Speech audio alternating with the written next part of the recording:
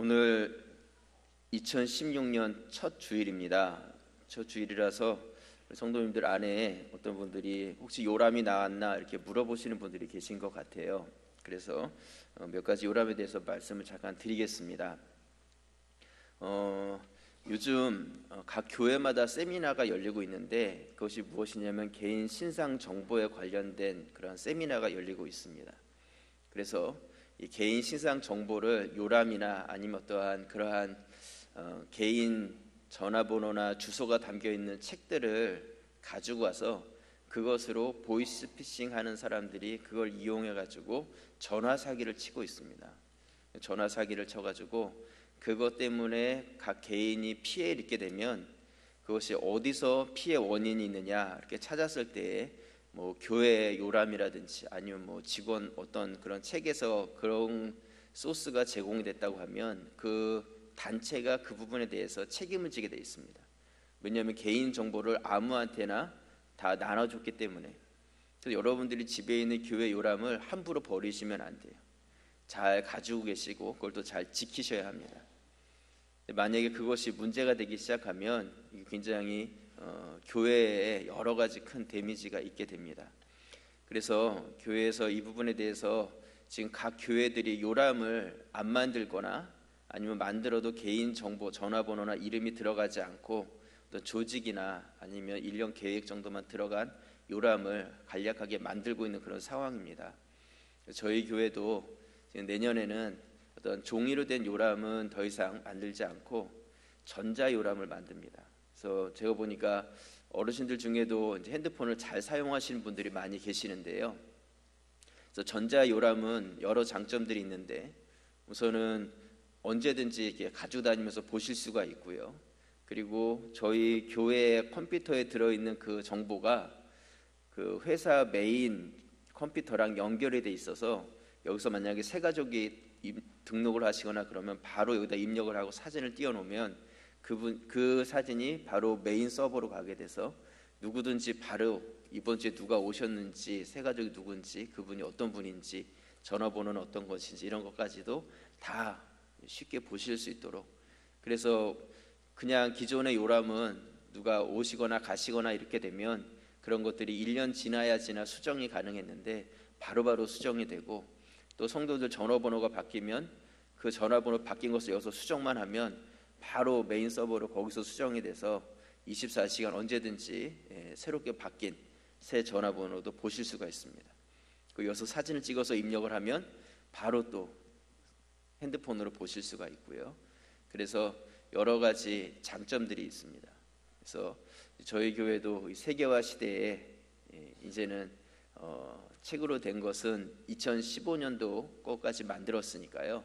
여러분들 2015년도 요람을 버리지 마시고 그걸 잘 가지고 계시면서 그것도 보시고 함부로 다른 데다가 여러분들이 보여주시면 안 되고요. 그리고 이 전자요람은 저희 교회 정보가 그 안에 들어가서 그 안에 전화번호가 있는 분들만 사용하실 수가 있어요. 정보가 너무 좋잖아요. 요즘은. 그래서 아무나 저희 교회 전자요람으로 들어오려고 해서 들어와지는 게 아니라 그 안에 자기 전화번호가 있는 분들만 그 전화기로 들어오실 수가 있습니다. 그래서 만약에 저희 교회 계시다가 이사를 가시거나 교회에서 만약에 교회 멤버에서 빠지게 되면 저희 교회에서 이분은 저희 교회 신자가 아니라 비신자로 체크만 되면 그냥 바로 그 사람은 핸드폰으로 저희 교회 요람을 보실 수가 없어요. 왜냐하면 그분의 전화번호가 저희 그 안에서 빠졌기 때문에 본인은 그 안에서 활동을 하실 수가 없는 거죠. 그래서 좀 처음에는 좀 불편하실지 모르지만 조금 익숙해지시면 오히려 더 재밌고 더 쉬우실 거다 생각을 합니다. 지금 1차적 작업은 거의 끝난 것으로 알고 있고요. 아이폰으로 쓰시는 분들, 그러니까 애플사에서 나온 거예요. 삼성 거 말고 그 아이폰 쓰시는 분들 거는 한 2-3주 정도 기간이 더 해야지 그것이 이용이 된다고 하셔서 지금 이렇게 준비 중에 있으니까요. 이제 곧 전자요람이 여러분들 이제 어플 들어보셨나요?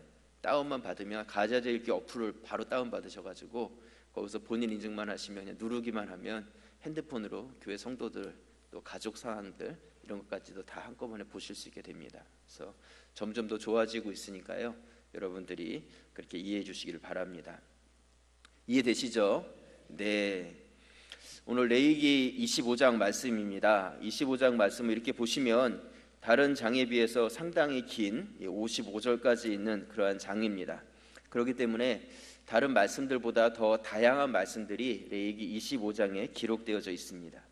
오늘 읽었던 1절부터 7절까지 말씀은 어떤 말씀이 기록되어 있어요?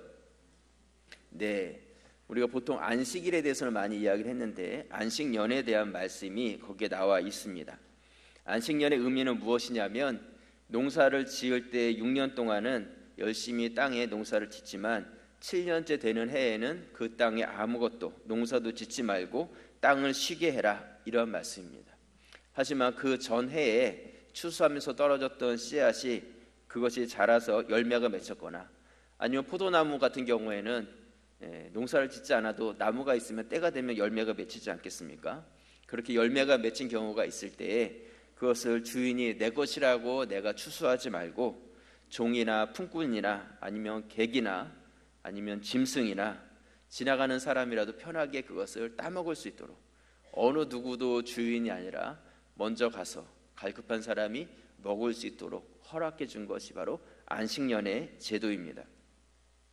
이 말씀에서 우리가 한 가지 좀 주목해 보고 싶은 단어는요, 우리 25장 4절에 나와 있는데요, 우리 4절 말씀을 같이 한번 읽어보도록 하겠습니다. 25장 4절 같이 읽겠습니다. 일곱째 해에는 그 땅이 쉬어 안식하게 할지니 여호와께 대한 안식이라. 너는 그 밭과 파종하거나 포도원을 가꾸지 말며. 이 말씀에 보면 여호와께 대한 안식이다. 이 안식년에 대해서 말씀하면서 이 안식년은 그냥 안식년이 아니라 여호와께 대한 안식이라는 것이죠. 우리가 생각할 때는 안식년 하면 내가 쉬는 거잖아요. 그렇죠? 농사 안 짓죠, 일 안 하죠. 내가 쉬는 것 같아서 참 좋은 것 같은데 안식년의 목적은 무엇이냐면 하나님께 있다는 것이죠. 내가 쉬니까 좋은 것이 아니라 내가 쉼으로 인해서 그 중심이 하나님께 드려지는 것이, 그것이 바로 진정한 안식년의 의미라는 것입니다. 대부분의 분들이 우리가 안식년에 대해서 이야기 나눌 때 땅도 좀 쉬어줘야 된다, 6년 동안 농사를 지었으면 1년 정도는 푹 쉬게 해야지 그 땅에서 더 많은 소출이 나는 것이다, 그렇게 우리가 이해를 하고 있습니다. 물론 그 말도 틀린 말은 아닙니다. 하지만 안식년이라는 그 개념이 단지 땅만 쉬게 하는 그러한 개념이 아니라는 것이죠. 여호와께 대한 안식이라는 것은 그 안식의 시간을 통해서 우리가 하나님과의 관계성들을 다시 한번 재정돈하고 쉴 수 있도록 하는 것이죠. 그리고 그 안에서의 하나님과의 관계성의 회복이 있을 수 있도록 하나님께서 주신 시간이 바로 이 안식년이라는 그런 시간이라는 것입니다. 단지 땅을 쉬기 위해서 이스라엘 백성들에게 주신 제도가 아니라 안식년 기간 동안 세상 일에 바쁘게 살아왔던 그러한 사람들이 하나님 앞에서의 삶을 살아가면서 자기 자신을 재충전하는 것이죠. 그러므로 안식년을 통해서 여호와께 대한 안식이라는 것은 하나님과 나 사이의 깊은 교제와 또한 회복과 재충전의 시간을 가지라는 의미가 담겨져 있습니다. 여러분, 안식일도 마찬가지입니다. 6일 동안은 나가서 열심히 일하고 7일째 되는 날은 하나님 전에 나와서 하나님 안에서의 재충전을 받는 그런 시간을 갖는 것이죠. 여러분들 참 잘 오셨어요. 바로 이 안식일의 개념을 여러분들이 잘 지키고 계시는 것입니다. 주일날이 더 힘들고 더 피곤한 분들도 계실지 몰라요. 하지만 중요한 것은 그럼에도 불구하고 나는 여호와께 대한 안식이죠.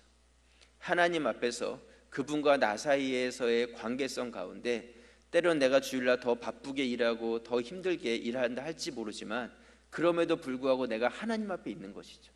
거기서부터 공급을 받고 회복이 일어나기 시작했을 때 진정한 안식을 우리가 경험하게 되는 것입니다. 안식년이 되면 땅의 주인은 농사를 짓지 않았습니다. 1년 동안 스스로 난 것은 다른 사람들이나 짐승들이 다 가져가 버렸어요. 여러분, 그럼 이 사람은 뭐 먹고 살겠어요? 한번 생각해 보세요. 여러분, 1년 동안 아무것도 안 하고 그렇게 지내실 수 있으세요? 이 안식 일은 몰라도 안식년 순종한다는 것이 쉬운 일이 아니에요.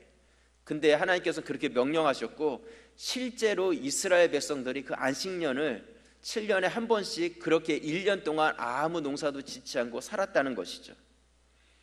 그렇기 때문에 이 이스라엘 백성들은 어떤 생각이 있었냐면 항상 6년의 삶을 살면서 안식년을 준비하는 삶을 살아가는 것이죠. 1년 동안 농사를 지으면서도 내가 3년 뒤에는 1년을 쉬어야 된다는 것을 알면서 준비하고 있는 거예요. 그래서 그가 1년 1년 수고할 때마다 그때를 위해서 비축하면서 살아가는 것이죠.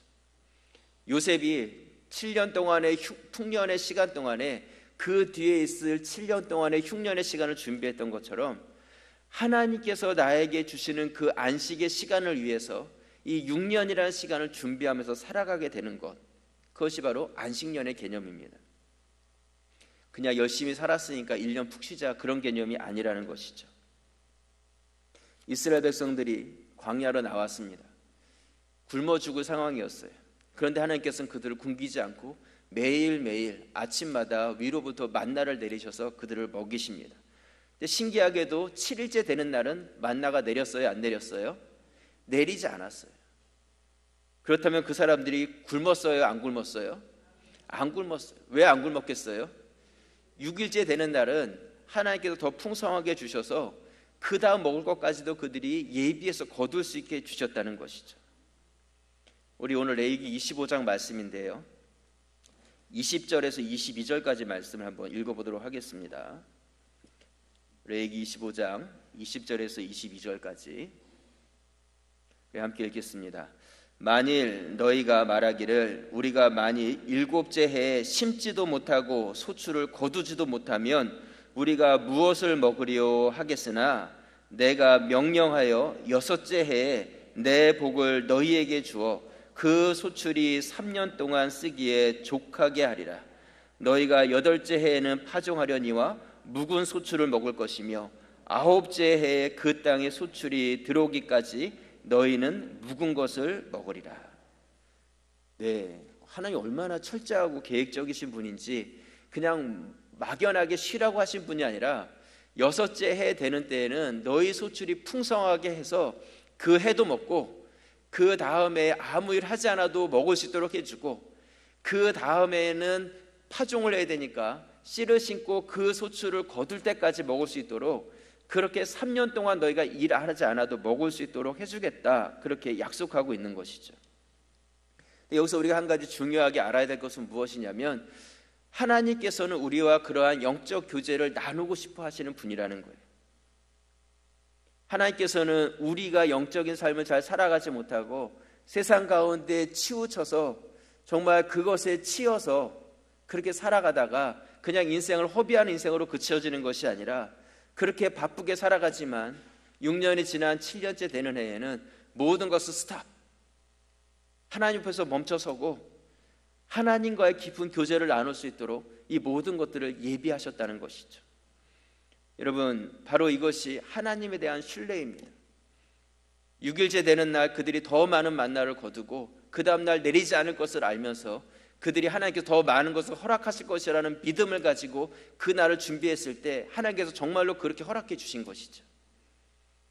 하나님께서는 우리와 그렇게 교제하기를 원하시고 그것을 위해서 우리의 인생을 책임져 주시는 거예요.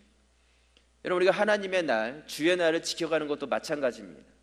내 마음과 내 생각으로는 이날 일 안 하면 안 될 것 같아요. 하지만 하나님께서 책임져 주실 것이라는 것을 믿고 우리가 그날을 중심으로 해서 6일간의 삶을 살아가면 그날을 지킬 수 있도록 하나님께서 도와주신다는 것이죠. 그리고 실제로 우리가 그렇게 살아감으로 인하여서 하나님께서는 우리의 삶 가운데서 실제로 일하고 계시고 도와주시는 분이라는 것을 우리가 경험할 수 있도록 해주신다는 것입니다. 그것이 바로 주님을 믿는 기쁨이고 우리 믿는 자만이 경험할 수 있는 은혜라는 것이죠.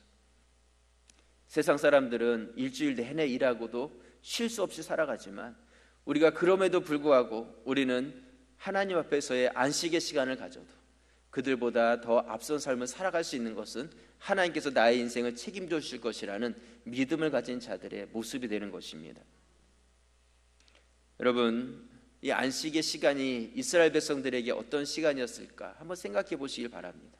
정말 좋은 시간이었을 것 같아요. 가족이 회복되지 않았겠어요?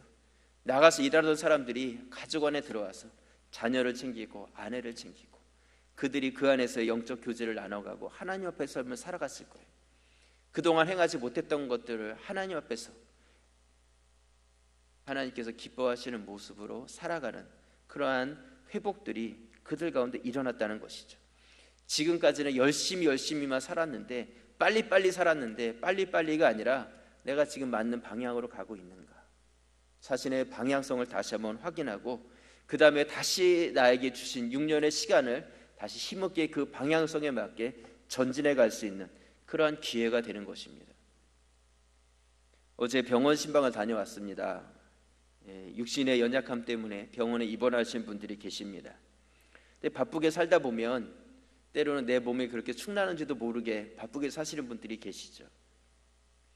근데 그 병원에서 지내는 그 잠깐의 시간들이 저는 하나님께서 그분들에게 주시는 안식의 시간이다, 그런 생각을 갖습니다. 내가 잘 살고 있는지, 방향성은 맞는지, 열심히는 살아왔지만 내가 바른 열심인지 하나님 앞에서의 시간을 갖고, 그러므로 인해서 다시 한번 주님께서 주신 일상의 삶을 기쁘게 힘있게 살아갈 수 있는 기회가 되는 것이죠. 병원에 입원하시라는 말은 아닙니다. 입원하시라는 뜻은 아니고, 우리 자신 안에서 우리 자신을 이렇게 돌아볼 수 있는 시간들을 우리가 가져야 한다는 것이죠. 여러분, 우리가 얼마나 바쁘게 살아가고 있습니까? 어떤 사람이 택시를 타고 기사분한테 빨리 가자 그랬대요. 그러니까 이 기사분이 막 달리기 시작했대요. 그러니까 이 손님이 가만히 보니까 내가 원하는 방향하고 반대 방향으로 가고 있는 거예요. 그래서 깜짝 놀라가지고 소리를 질렀대요. 아, 이쪽 방향이 아닌데 왜 이리로 가냐고 소리를 지르니까 기사분 하는 말이, 손님이 빨리 가자고만 했지 어디로 가자고는 얘기 안 해서 그냥 빨리만 가고 있다고 이야기를 했다는 거예요. 여러분, 여호와께 대한 안식, 여호와께 대한 안식, 이 단어를 여러분 마음속에 잘 새기시길 바랍니다. 내가 하나님께 대한 안식의 삶을 살아가고 있는가, 내 자신의 회복과 재충전의 시간들을 여러분들이 경험하실 수 있기를 바랍니다. 또 이 안식년에 대해서요, 스스로 맺힌 열매는 모든 사람이 누구나 또 어떤 짐승이든지 먹을 수 있게 허락해 주셨습니다. 여러분, 아무나 와가지고 내 땅에 있는 포도를 막 따서 먹는 거예요. 그러면 주인 마음이 어떨 것 같아요? 네? 좋겠어요? 요즘 같으면 큰일 납니다. 옛날에는 애들이 뭐 서리하면 좀 예쁘게라도 봐줬지만 요즘은 농사 지은 거 이렇게 서리에 가면 전에 잊어버린 것까지 다 물어내가지고 법적으로 막 이렇게 들어간다고 하더라고요. 이 주인 마음이 얼마나 짠하고 아팠겠어요. 저게 다 내 건데 지 것처럼 먹고 있네, 뭐 이렇게 생각 들지 않겠어요? 근데 하나님께서 안식년 제도를 만드신 이유를 우리가 새롭게 알아야 되는데요, 그것은 무엇이냐면, 안식년을 통해서 하나님께서는 내 땅 같지만 이 땅의 주인은 하나님이시라는 것을 알려주시는 것이죠. 내 땅이라고 생각하면 아깝잖아요. 그렇지 않아요? 내 땅에서 난 건데 저 사람이 와가지고 마음대로 먹고 있으니까 얼마나 아깝겠어요. 하지만 이게 내 땅이 아니라 하나님의 땅이라고 생각하면 6년 동안 내가 내 땅처럼 사용한 것에서 얼마나 감사하겠어요. 그렇지 않습니까? 우리 시각만 바꾸면요, 우리 인생이 얼마나 행복하고 감사해지는지 모릅니다. 내 거라고 생각하면 다 아깝지만 다 하나님의 것인데 하나님께서 나에게 사용할 수 있도록 허락해 주신 것들을 하나씩 하나씩 꼽아본다면 수도 없이 많은 것들을 하나님께서 허락해 주셨다는 것이죠. 이 안식년의 시간이 이스라엘 백성들의 생각과 시각을 바꾸는 그런 기회가 되었다는 것입니다. 우리 25장 23절 말씀 같이 한번 읽어보겠습니다. 23절, 토지를 영구히 팔지 말 것은 토지는 다 내 것임이라. 너희는 거류민이요 동거하는 자로서 나와 함께 있느니라. 아멘. 땅의 소유권이 누구에게 있는 거예요? 하나님께 있는 거예요. 하나님 것이다, 이렇게 말씀하고 있습니다. 여러분, 이 분쟁의 요인이 땅 때문에 일어나는 것이 얼마나 많습니까? 누구가 조금이라도 더 땅을 갖느냐, 측량을 다시 하자, 뭐 이런 것부터 시작해가지고 누가 더 가치 있는 땅을 갖느냐, 인류의 역사를 봐도 다 똑같아요. 수많은 전쟁들, 셀 수 없는 수많은 사람들이 죽은 이유가 무엇이냐면 누가 조금이라도 더 넓은 땅을 갖느냐, 그것이 이유였다는 것이죠. 미국 사람들이 열광하는 풋볼이라는 게임 있지 않습니까? 한쪽에서 공을 차고 막 달려가가지고 누가 더 남의 땅을 많이 차지해 가느냐, 그게 게임이에요. 이게 미국의 정복 역사예요. 퓨리탄들이 이 동쪽에 탁 와가지고 서쪽으로 쫙 가면서 미국을 정복해 가지 않았어요. 땅 따먹기를 시작한 것이죠. 이것이 바로 인간의 마음이고 인간의 역사라는 것이죠. 저는 모든 땅의 주인이 하나님이시라는 것, 이 성경적 시각만 가졌어도 이 땅에 일어났던 수많은 전쟁들은 일어나지 않았을 것이다, 그렇게 생각합니다. 하나님의 방법은 전쟁이 아니라 화평이라는 것이죠. 오늘 말씀에 보면 땅 주인이 하나님의 것을 인정할 때에 가난한 자, 종과 짐승들도 그 땅을 통해서 먹을 것을 얻게 된 것이죠. 우리 레위기 23장 우리가 이미 살펴봤었죠. 앞장으로 이렇게 넘겨보시면요, 23장 182페이지 22절, 23장 22절 찾으셨나요? 우리 같이 한번 읽어보겠습니다. 너희 땅의 곡물을 벨 때에 밭 모퉁이까지 다 베지 말며 떨어진 것을 줍지 말고 그것을 가난한 자와 거류민을 위하여 남겨두라. 나는 너희 하나님 여호와이니라. 내 땅이고 내가 수고하고 땀 흘려서 농사를 지었지만 어려운 자들을 기억하면서 추수를 하라고 말씀하고 있습니다. 세상에 많은 부자들이 있지만 그 많은 사람들 이름이 다 기억되어지는 것은 아닙니다. 하지만 그가 가진 것을 나누기 시작할 때 그들의 이름이 기억되어지기 시작하는 것이죠. 가진 것이 중요한 것이 아니라 어떻게 베풀고 어떻게 사용해 가느냐, 그것이 바로 그 사람의 가치를 만들어가는 것입니다. 여러분, 벌써 새해가 시작됐고요, 3일이나 지났습니다. 벌써 구정을 우리가 앞두고 있는데요, 우리 교회에서 이 지역의 어려운 가정을 위해서 이 지역의 어려운 가정을 파악하고 구정 나눔을 준비하고 있습니다. 그래서 공문이 어저께 주민센터로 갔고요, 지역의 어려운 분들을 좀 파악해서 알려주십시오, 그렇게 이야기를 하고 있습니다. 여러분, 이것은 우리 교회가 넉넉해서도 아닙니다. 하나님의 뜻이고 우리만을 위해서 그냥 잘 먹고 잘 사는 그런 인생이 아니라 이웃들을 위해서 모퉁이를 남겨두라는 것이죠. 떨어진 이상은 줍지 말라는 거예요. 저는 많이 가진 사람이 나누는 것이 아니라 마음 있는 사람이 나눈다는 것을 알고 있습니다. 우리 가자제일교회가요, 그런 마음을 갖는 분들이 되시길 바랍니다. 나눌 수 있는 마음을 갖는 분들이 되세요. 하나님께서 그 마음이 있으면 나눌 수 있는 것도 허락해 주시는 거예요. 우리가 나눌 수 있는 것을 달라고 하면 우린 절대로 나눌 수 없을 거예요. 왜냐하면 우리가 사용하게 될 것도 더 많기 때문에. 하지만 나눌 수 있는 마음을 우리가 먼저 가지면 그것도 허락해 주시고 그 이상의 것도 허락해 주실 것입니다. 하나님께서는 우리 믿는 자들에게 이러한 삶을 기대하고 계십니다. 단지 물질적인 것만을 이야기하는 것이 아니라 우리가 누군가에게 도움이 되고 또한 그들을 치료해 갈 수 있는 그러한 성도들이 되실 수 있길 부탁을 드립니다.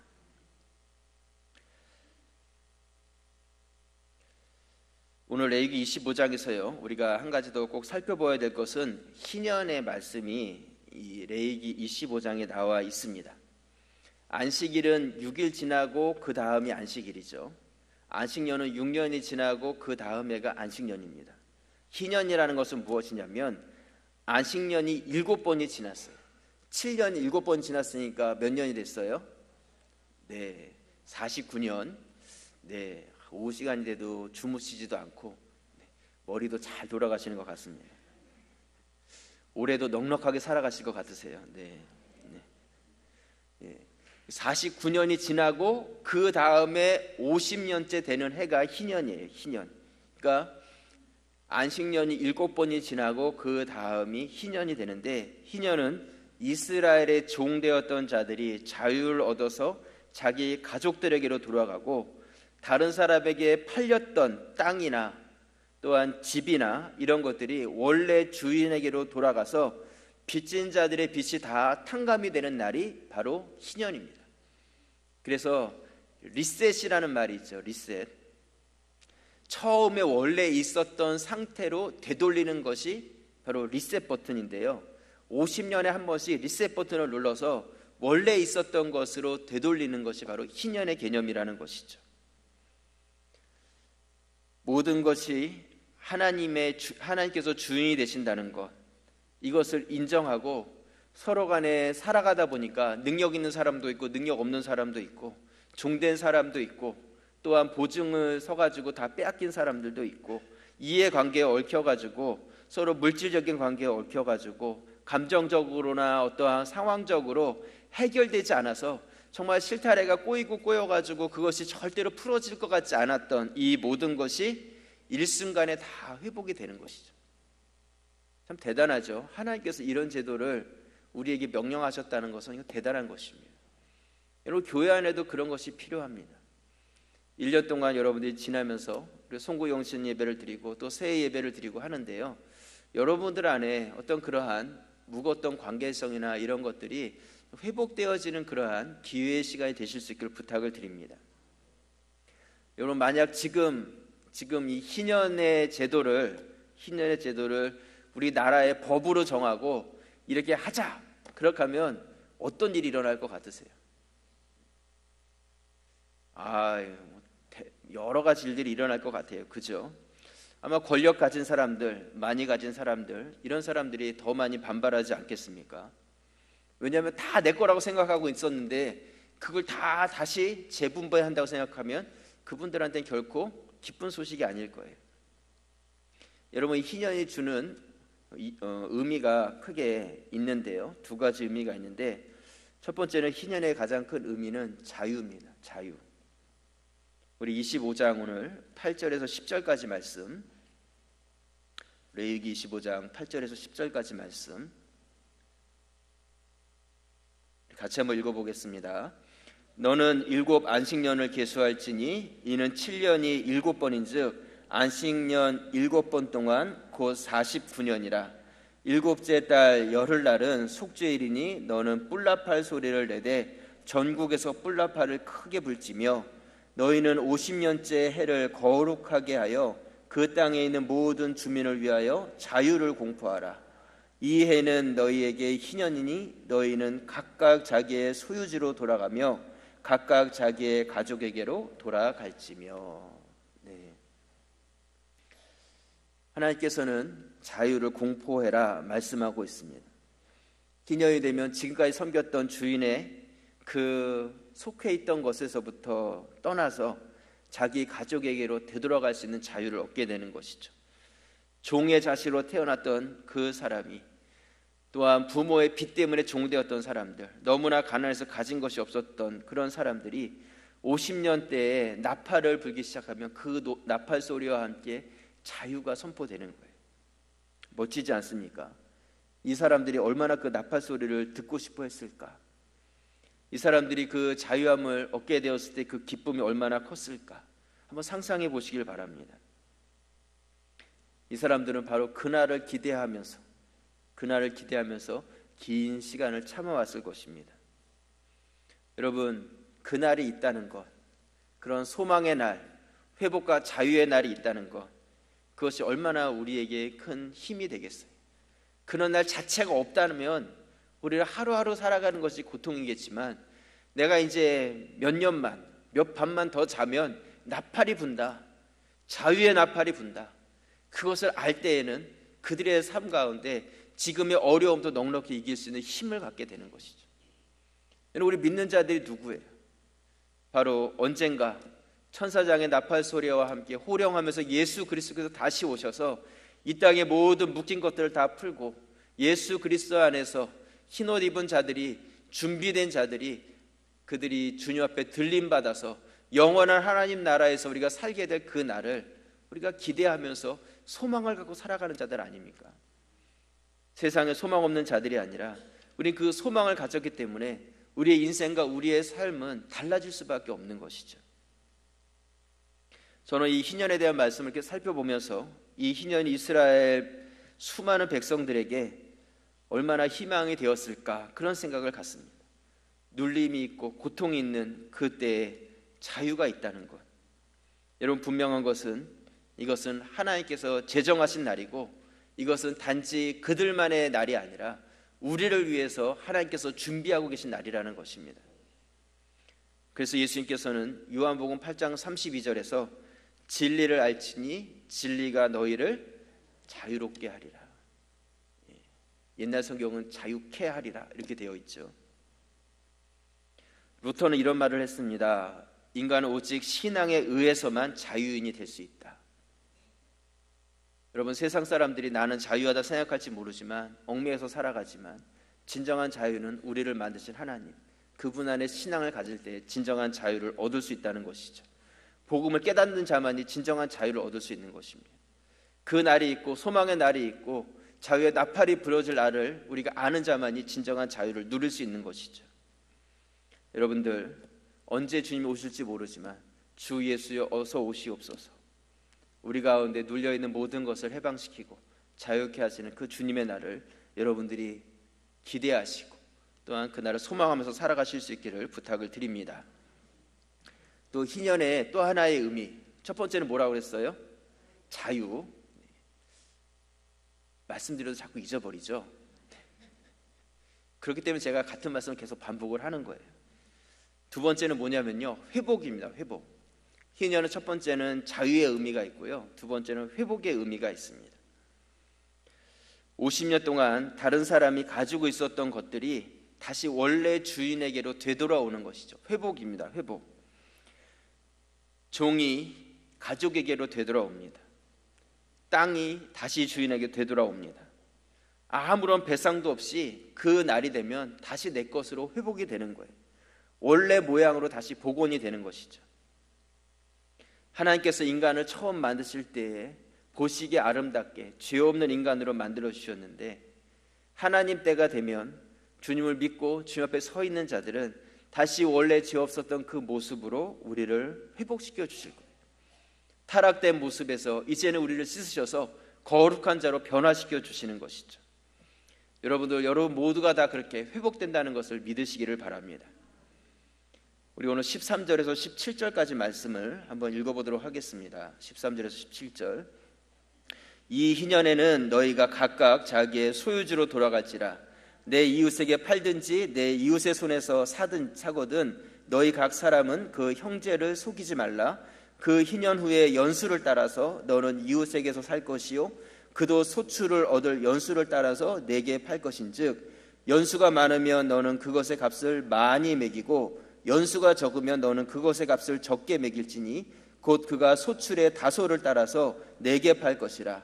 너희 각 사람은 자기 이웃을 속이지 말고 내 하나님을 경외하라. 나는 너희 하나님 여호와이니라. 아멘. 여러분, 이 말씀이 무슨 말씀인지 이해가 되십니까? 희년을 기준으로 살아가는 거예요. 땅을 팔아야 되는데 이 희년이 얼마나 남았느냐를 보는 것이죠. 그래서 희년이 25년 남았다 그러면 원래 가치에서 절반 정도의 가치로 팔라는 거예요. 소출이 그 정도 되면 다시 주인에게로 되돌아가니까. 만약에 그 희년이 될 날이 10년밖에 안 남았다 그러면 그 땅의 가치가 더 떨어지는 거죠. 왜냐하면 10년 후에는 주인에게 되돌아가야 되니까. 만약에 희년이 1년밖에 남지 않았다 그러면 그것은 팔았어도 1년 뒤면 다시 되돌려 받으니까 그 가치가 클 수가 없는 것이죠. 하지만 만약에 희년이 50년이 남았다 그러면 그 온전한 가치를 다 주고 그것을 사라고 말씀하고 있습니다. 우리 하나님께서 얼마나 정확한 분이신지 아시겠죠. 그리고 우리가 가지고 있는 생각들이 어떤 생각을 가져야 되냐면 그 땅이 얼마의 가치가 있느냐 그것이 중요한 것이 아니라 뭐가 중요한 거예요? 희년이 얼마나 남았느냐 그게 중요한 거예요. 우리는 지금 봤을 때는 압구정동에 있는 땅이 비싸고 어디 있는 땅이 더 싸고 뭐 이런 게 있겠지만 하나님께서 보실 때에는 그게 어디 있느냐가 더 중요한 것이 아니라 하나님의 날이 더 중요하다는 것이죠. 하나님의 때가 더 중요하다는 거예요. 그 때와 그 날이 기준이 되어서 그것에 기준된 것의 가치가 달라지는 거예요. 여러분, 50년이라는 시간이 결코 짧은 시간이 아닙니다. 짧은 시간이 아니에요. 당시에 이 50년이라는 시간은요, 한 세대를 의미하는 거예요. 내가 한 세대를 살고 내가 소유하고 누릴 수 있는 어떤 부와 권력들이 있었지만 그것이 자기 자손 때에게 넘어가지 않는 것이죠. 자녀들이 되면 또 자녀들은 자기의 능력과 자기가 가지고 있는 힘대로 그 희년의 삶을 또 하나님 앞에서 성실하게 살아갈 수 있도록 하나님께서 허락해 주신 것입니다. 저는 이 희년의 말씀을 이렇게 묵상하면서요, 하나님의 마음을 좀 이해할 것 같아요. 이 세상의 삶을 사는 우리들에게 회복의 날이 있다는 것, 회복의 날이 있다는 것, 그것을 잊지 말라는 하나님의 마음이라는 것이죠. 요즘 세대들 희년에 대해서 지키지도 않고 알지도 못합니다. 그렇기 때문에 그날을 기대하지도 않고 기다리지도 않아요. 하지만 우리는 그날이 있을 것을 알고 우리는 그날을 준비하고 있는 자들입니다.